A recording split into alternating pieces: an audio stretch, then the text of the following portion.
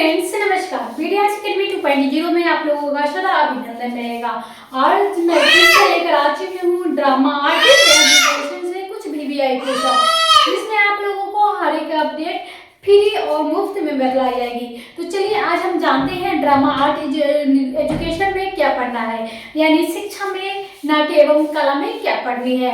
तो सबसे पहले आप लोगों का अगर सेशन 25 से 27 से अगर बिहार की कोई भी यूनिवर्सिटी से आप लोग बीएड कर रहे हैं, फर्स्ट ईयर में है, तो आप लोगों के लिए ये बहुत ही बड़ा क्लास होने वाला है, क्योंकि ये क्लास में आप लोगों को पूरी अपडेट मिलेगी। और खास करके बीएड से संबंधित जिनके अभी सेशन 25 से 27 है, तो उन बच्चे को मैं यहाँ पे ड्रामा आर्ट एजुकेशन में आज मैं बहुत ही महत्वपूर्ण क्वेश्चन बतलाने वाली हूँ, जिसमें VVI क्वेश्चन आप लोगों को सॉल्व पे आ जाएगी। चलिए हम लोग क्लास को लाइक कर दीजिएगा, क्लास को फॉलो कर दीजिएगा, कर दीजिएगा। यहाँ पे क्वेश्चन क्या है, तो ड्रामा आर्ट एजुकेशन में क्वेश्चन जो है, कला के समाज व संस्कृति में आपसी संबंध किस प्रकार से होते हैं, ये आज जानने की कोशिश करेंगे। तो ये कला जो होती है संस्कृति और समाज में किस प्रकार से जो संबंध में आपसी होता है, इसका वर्णन करते हैं। तो चलिए आगे बढ़ते हैं और क्लास को जानते हैं। चलिए यहाँ पे पूरी अपडेट आप लोगों को क्लास में मिलने वाली है, तो आप लोग बढ़िया तरीके से क्लास को ज्वाइन कीजिए। चलिए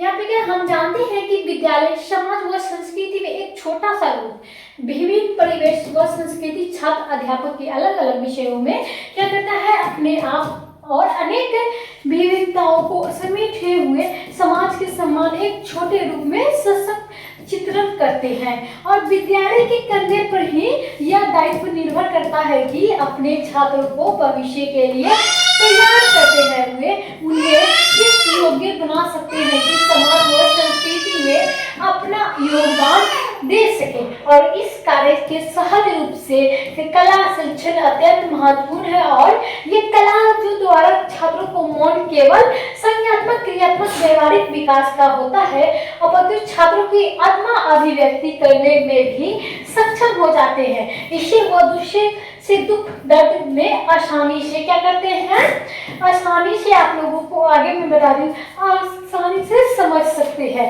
और जिम्मेदारी नागरिक बन पाएंगे, न कि जलन, असफलता, नफरत आदि भावों को प्रकट करते हैं और दबाव कुटियों में मनोवृत्ति से ग्रस्त होते हैं, जिसमें कला शिक्षण व समाज तथा संस्कृति में आपस में गहरा संबंध तथा छात्रों के सर्वांगीण विकास को बढ़ावा देती है। उन्हें अपने देश व समाज के लिए उपयोगी तथा लाभप्रद बनाने में बहुत ही सहायक होते हैं।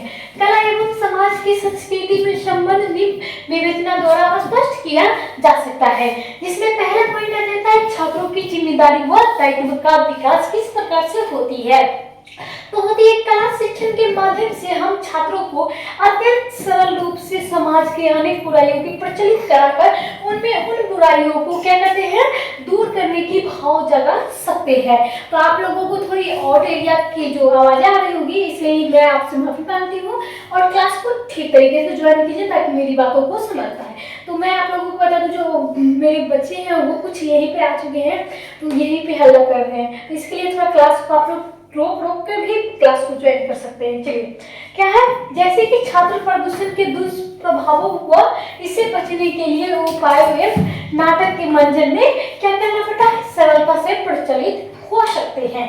जिसमें दूसरा पॉइंट है छात्रों के नवीन रुचियों के विकास करना और छात्रों को समाज व संस्कृति से जुड़ी कलाओं को विभिन्न नमूने दिखाते हुए कला के अलग अलग रूपों में प्रचलित करना व छात्रों को कला उन रूपों के अपनी ओर कुछ नवीनता लाने के लिए प्रेरित करता है। अर्थात कठपुतलियां जो है नाच राजस्थान के अत्यंत रोचक कला, और इसके द्वारा वह लोग केवल राजा रानियों की खिस्से ही प्रस्तुत करते हैं। क्या करते हैं, तो राजा रानी की ही खिस्से प्रस्तुत करते हैं, जिसमें हम छात्रों को इस कला के नवीन रूप से प्रयोग करने के लिए प्रेरित करना चाहिए, जिससे कठपुतली नाच द्वारा दहेज प्रथा के प्रस्तुत न करें। तो मैं आप लोगों को अगले पॉइंट जिसका नाम है क्या, आप लोगों को छात्रों की आत्मा अभिव्यक्ति के विकसित करना, किस प्रकार से छात्रों के अंतर आत्मा के अभिव्यक्तियों को विकसित करना होता है, ये पूरी अपडेट दूंगी। चलिए यहाँ पे कहते हैं कि कई बार हम कुछ बातों को भाव सीधे सीधे बोलकर व्यक्त नहीं कर पाते हैं और इससे हमारा साथ देती है। कला शिक्षण के विभिन्न विधाओं को क्या करते हैं, तो छात्रों यह महसूस करते हैं कि पर्यावरण दूषित हो रहा है, वह इस बात को सबको समझ व्यक्त करने के लिए नाटक, गीत, नृत्य, चित्रकला आदि का सहारा लेते हैं। तो आप लोगों ने जान चुके होंगे 3 पॉइंट। अब अगले पॉइंट में जिसमें हम लोग करेंगे समाज व संस्कृति, यानी समाज व संस्कृति में प्रचलित विभिन्न विधियाएं क्या होती है।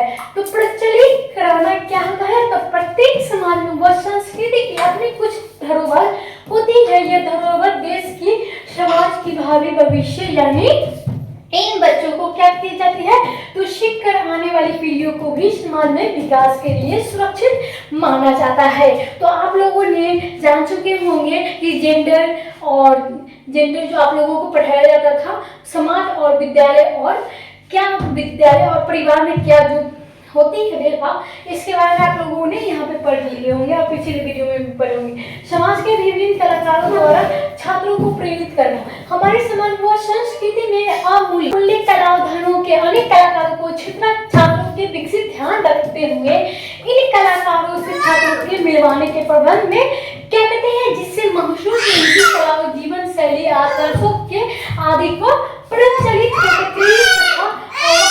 अपने जीवन में सही दिशा में प्रदान करते हैं। जिससे क्या होता है, तो छठा पॉइंट है सौंदर्य अनुभूति की भावना को विकसित करना, यानी सौंदर्य अनुभूति की भावनाओं को क्या करना, विकसित करना। समाज व परिवेश में अनेक वस्तु जिन छात्रों की दिखाकर उन्हें भी कुछ बेहतर करने के लिए प्रेरित किया जा सकता है। और उदाहरण के तौर पर तो छात्र की चंडीगढ़ में रॉक डकआउट और भ्रमण पर ले जाने और उनमें भी बेकार वस्तुओं का प्रयोग करने में लाकर कुछ उपयोगी वस्तु बनाने के लिए उत्साहित करना। और जब वह अपने आसपास के विभिन्न वस्तुओं को न कुछ सुंदरता निहारते हैं तो उनके अंदर अपने आप ही अच्छाई विकसित हो जाती है और न सहज बन सकते हैं। क्रोध ही यानी 7वां पॉइंट क्या है, सृजनात्मक एवं विकास, यानी समाज में संस्कृति अनेक पहलुओं से प्रचलित होकर छात्रों को न केवल संस्कृति सुंदर रूप से प्रचलित होंगे, अब हमें अपने सक्षम सिक्के को दोनों पहलू रखने के अर्थात समाज में कमियों में भी उन्हें अवगत कराना चाहिए और अपने कौशल को सिद्धांतों से ज्यादा भी सम्मिलित कर उन्हें दूर करने के लिए नई वस्तुओं को क्या करना पड़ता है, तो नई वस्तुओं को विकसित करनी पड़ती है। तो आज का क्लास यहीं पे आप लोगों को खत्म होता है। अगले दिन फिर से मिलूंगी नए वीडियो के साथ।